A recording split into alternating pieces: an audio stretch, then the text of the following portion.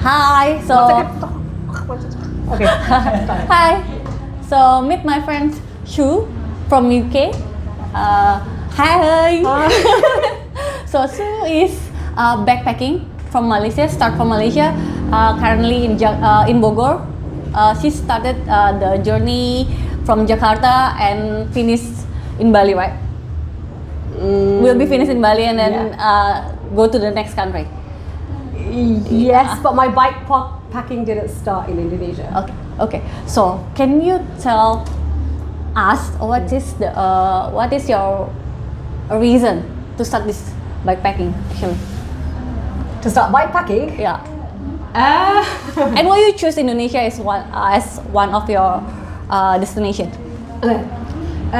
The reason I chose Indonesia is because I have a friend that I know through an online women's group, and she kept inviting me to stay with her in Jakarta. And I'm that friend that if you invite me, like I'll come like, hello, I'm staying with you. And then also it was sort of within reach of the other countries that I'd been to in Southeast Asia. And Indonesia actually is not my first time visiting. I have actually come to Indonesia maybe 6 or 7 years ago to Jakarta, and I visited a friend in Solo, and I went to Bali with my sister. So this is a different perspective where I'm not here like just as a holiday to see the beaches and the tourism.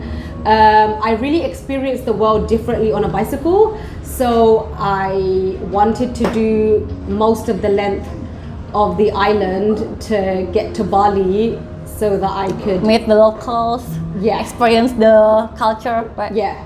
And like ride up the volcanoes, Bromo. Like I put it deliberately, like my route is very specific to not tourist attractions but cyclist tourist attractions. So I want to climb up Bromo. I want to go to certain places because I have friends. I came to Bogor because I have friends that I met in Vietnam.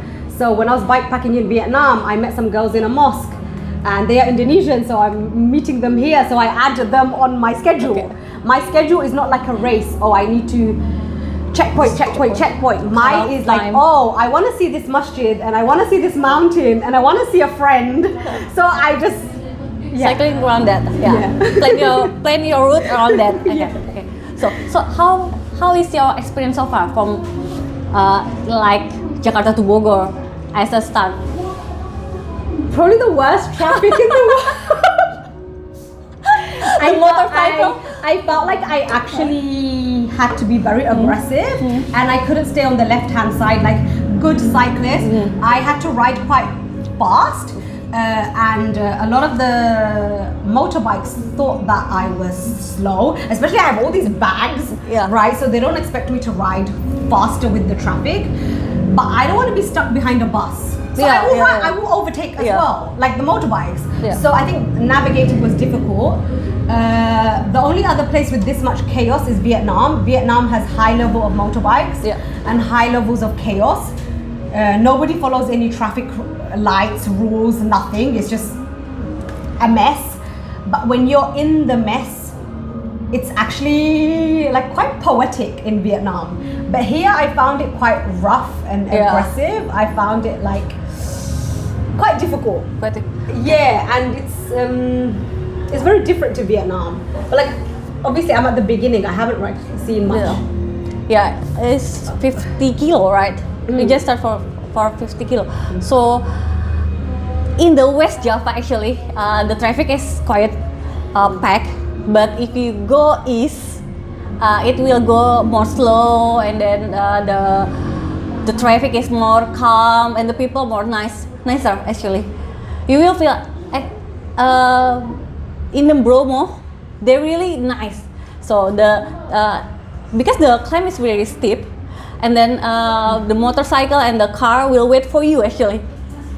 So what's interesting instead of overtake you. What's interesting is again in planning my bikepacking, sometimes I see other influencers. Maybe they cycle, maybe they don't.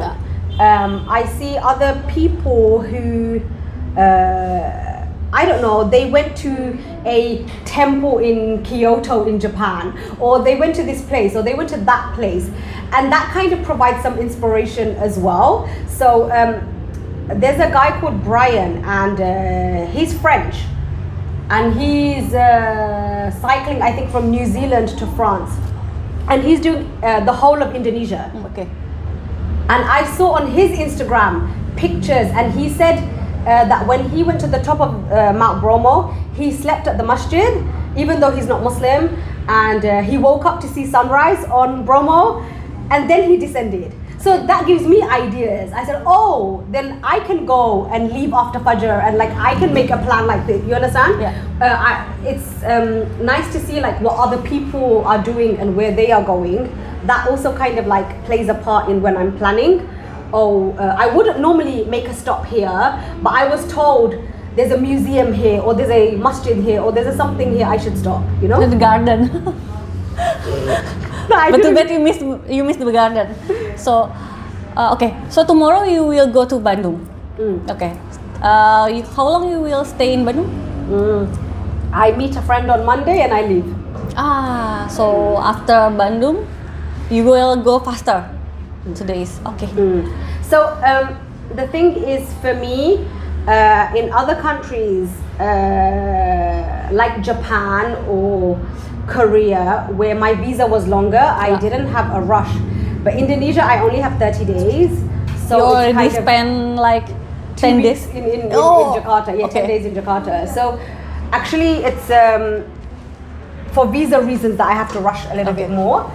But when I was in Japan, I did make like arbitrary deadlines. Like, it was my birthday, so I really wanted to be in Tokyo for my birthday, and I couldn't. So I went to Mount Fuji for my birthday.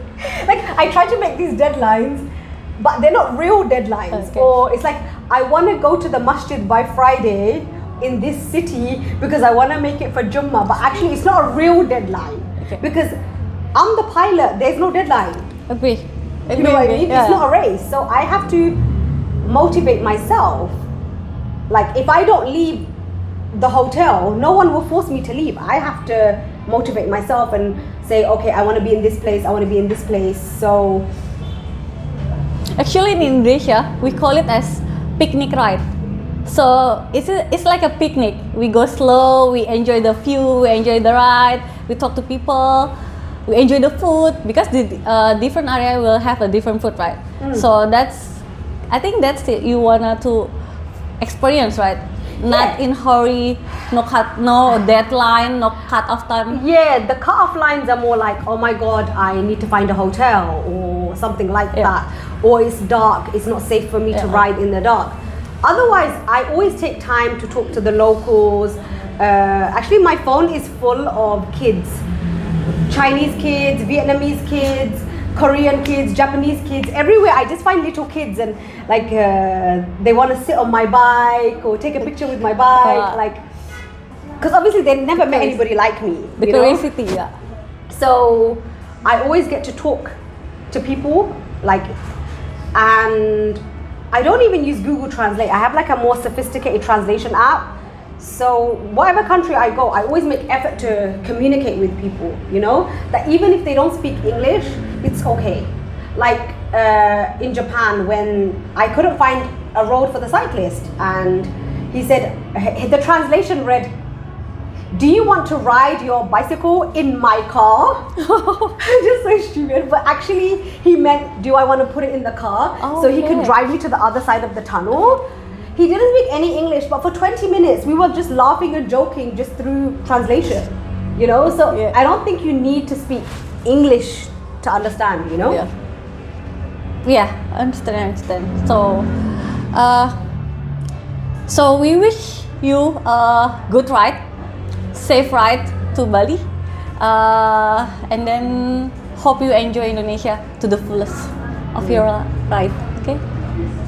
Okay.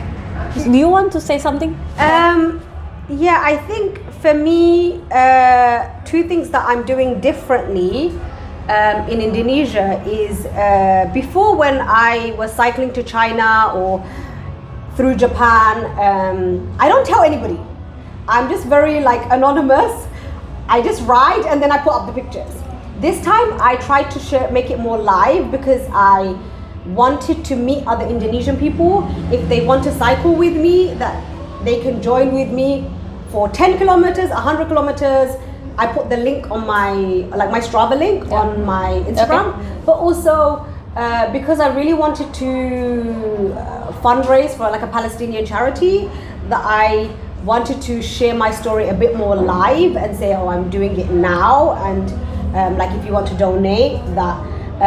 For me, it's I'm so passionate about bikes and how much joy you get from cycling, that I think there's a direct correlation between like what Gaza sunbirds do and like cycling. And so I think for me, like they are the best like beneficiary of me trying to give something back, for the fact that I get to have the safety of riding my bike every day. I am not thinking about being bombed when I'm riding to Bali. Like, this is fun, right? And not everybody gets to experience that fun because their life is in danger or something. So I think that's why I felt I wanted to be more public with the Bali ride. Okay, so there is a fundraising for this. They're going to put a GoFundMe for the Gaza sunbird. Yeah. Okay, so you can check the link from Shu Instagram, cycling Shu. Follow her. Donate, don't forget. So, and say hi if you met her in the road. Yes. Just say hi, Shu. Okay. All right. Thank you. Bye.